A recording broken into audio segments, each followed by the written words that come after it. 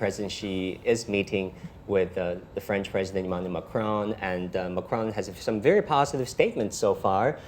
He said Chinese path to modernization is much admired by the French. He opposes Cold War style power politics, camps dividing the world, and he talked about strategic autonomy of France. What exactly does that mean for the future of China-France relations? Well, first of all, I think France is a very important country as far as China is concerned. We are both permanent member states of the United Nations Security Council. Both China and France are in possession of nuclear weapons, and traditional friendship between France and China date back to many, many decades ago, if not even a couple of centuries ago.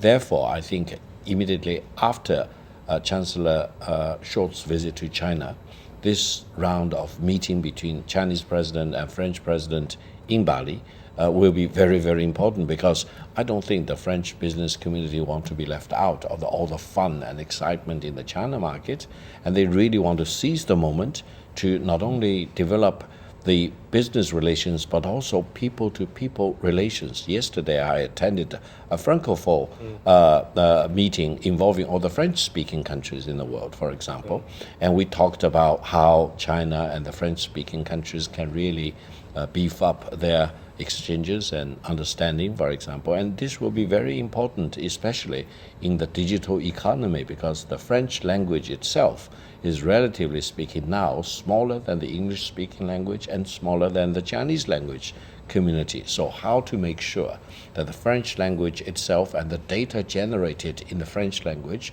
will also be a very much important part of the digital economy to come.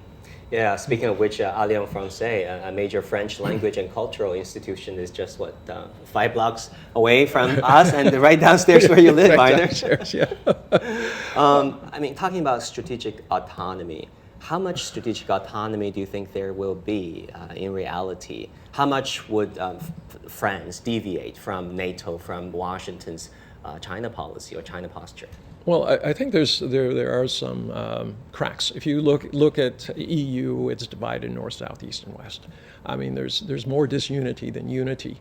But there's also this growing realization that what happened with the Ukraine war has, in essence, made Europe, at least for the next few years, a place where you cannot manufacture competitively.